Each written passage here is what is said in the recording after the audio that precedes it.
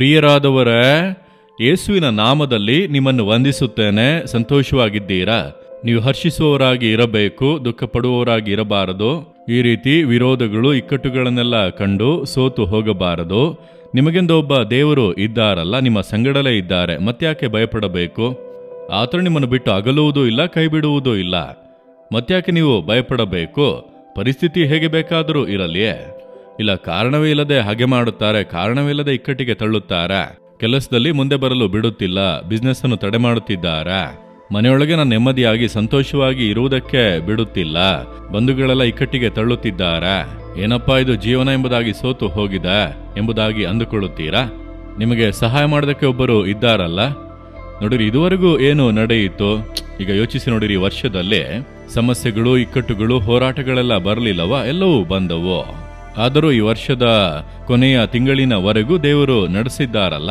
ನೀವು ದೇವರಿಗೆ ಏನು ಹೇಳಬೇಕು ಗೊತ್ತಾ? 1 ಸಮುವೇಲನು 7:12 ವಾಕ್ಯದಲ್ಲಿ, ಯೆಹೋವನು ಇಲ್ಲಿಯವರೆಗೂ ನಮಗೆ ಸಹಾಯ ಮಾಡಿದನೆಂದು ಹೇಳಿ ಅದಕ್ಕೆ ಎಬನೇಜರ್ ಎಂದು ಹೆಸರಿಟ್ಟನು. ಇಸ್ರಾಯೇಲ್ ಜನರು ದೇವರಿಂದ ಆರಿಸಿಕೊಳ್ಳಲ್ಪಟ್ಟಂತ ಜನರು.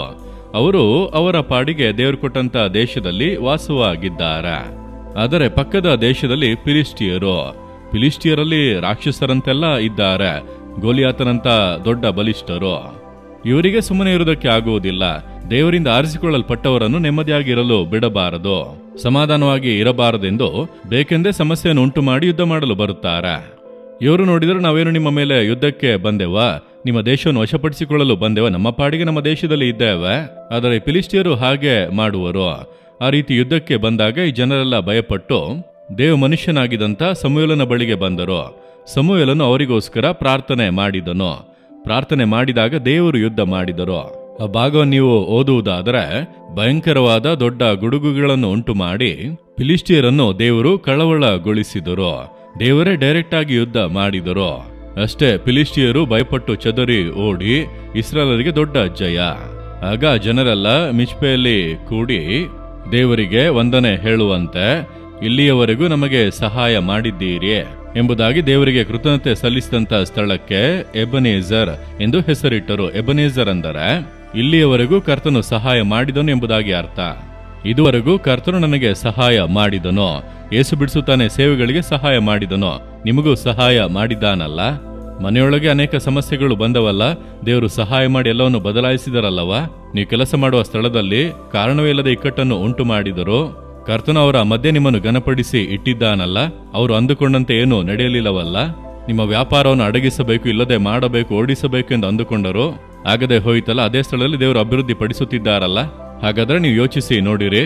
ಸಂಬಂಧವೇ ಇಲ್ಲದವರು, ಕಾರಣವೇ ಇಲ್ಲದವರು ನನ್ನನ್ನು ಹಗೆ ಮಾಡಿ ಇಕ್ಕಟ್ಟಿಗೆ ದೊಬ್ಬಿ ವೇದನೆಯುಂಟು ಮಾಡಲು ನೋಡಿದರು.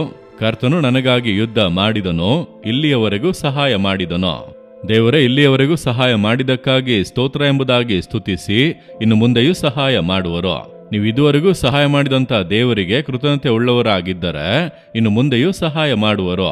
ಆದ್ದರಿಂದ ಈಗ ಹೇಳಿರಿ, ದೇವರೇ, ನಾನು ನಿರ್ಮೂಲವಾಗದೆ ಇರುವಂತೆ ನೀವು ನನಗೆ ಸಹಾಯ ಮಾಡಿದಿರಿ. ನನ್ನ ಶತ್ರುಗಳ ಮೇಲೆ ನನಗೆ ಜಯ ಕೊಟ್ಟಿರಿ.